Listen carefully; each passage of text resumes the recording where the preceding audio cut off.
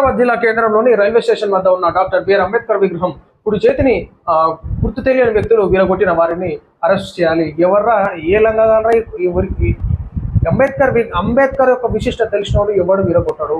అంబేద్కర్ గారు ఉన్నారు కాబట్టి మనకి ఈనాడు ఈ జీవితాలు ఇట్లా బతుకుతున్నాం. మనము సోయి ఉందా మీకు? అసలు ఎవరు అసలు వాళ్ళకుంటే కఠినంగా చర్యలు తీసుకోవాలి. ఇది ఆషామాషి వ్యవహారం కాదు ప్రజలారా. ఇక్కడ పోలీస్ అధికారులకు మేము రిక్వెస్ట్ చేస్తాం, ఖచ్చితంగా సీసీ కెమెరా అబ్జర్వేషన్లో పెట్టి ఎవరైతే ఈ యొక్క దాడికి పాల్గొనో కఠినంగా శిక్షించాల్సిందిగా కోరుతా ఉన్నాము. ఈనాడు అంబేద్కర్ మీద జరిగిందంటే ఆ ప్రజల మీద జరిగినట్టుగానే మేము భావిస్తూ ఉన్నాము. చాలా బాధపడేటటువంటి సిచ్యువేషన్ ఇది.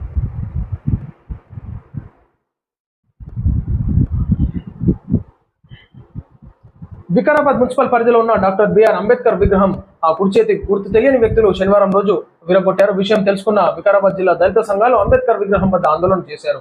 సీసీ కెమెరాల ఆధారంగా నిందితులను పట్టుకోవాలని వారు డిమాండ్ చేశారు. దళిత సంఘాల నాయకులు రాములు, సురేష్, జగదీష్, నాగేష్, రామచందర్, దేవదాస్, బక్క యాదగిరి అంబేద్కర్ విగ్రహం వద్ద మాట్లాడారు. బీసీ కమిషన్ మాజీ మెంబర్ శుభప్రద్ పటేల్ నాయకులు మాట్లాడుతూ నిందితులను కఠినంగా శిక్షించాలని వారు డిమాండ్ చేశారు. వికారాబాద్ టౌన్ కాంగ్రెస్ పార్టీ అధ్యక్షులు అర్ధ సుధాకర్ రెడ్డి మాట్లాడుతూ అంబేద్కర్ విగ్రహం చెయ్యి విరగొట్టిన వారిని వెంటనే అరెస్ట్ చేయాలి.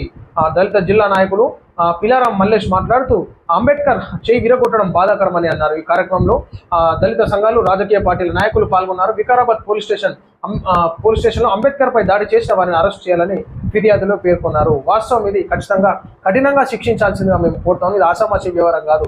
ఈనాడు ఒక అంబేద్కర్ గారి మీద దాడి చేసినారంటే వాళ్ళు ఎంత దుర్మార్గులో మనం ఆలోచించుకోవాలి. ఖచ్చితంగా సీసీ కెమెరాలు ఆధారాలతో ఆ నిందితులను పట్టుకొని శిక్షించాల్సిందిగా మేము కోరుతున్నాం. డాక్టర్ బిఆర్ అంబేద్కర్ గారి విగ్రహాన్ని ధ్వంసం చేసిన వారిని కఠినంగా శిక్షించాలి. పట్టణ కాంగ్రెస్ అధ్యక్షులు శ్రీ అర్ధ సుధాకర్ రెడ్డి అన్నట్టు మనం చూసుకోవచ్చు. సో ఈ విధంగా దాడులు జరుగుతూ ఉంటే చాలా బాధాకరంగా మనం భావించాలి. ప్రజలను ఎవరున్నా సరే, ఎంతటి వారైనా సరే కఠినంగా శిక్షించాల్సిందిగా మేము కోరుతా ఉన్నాం.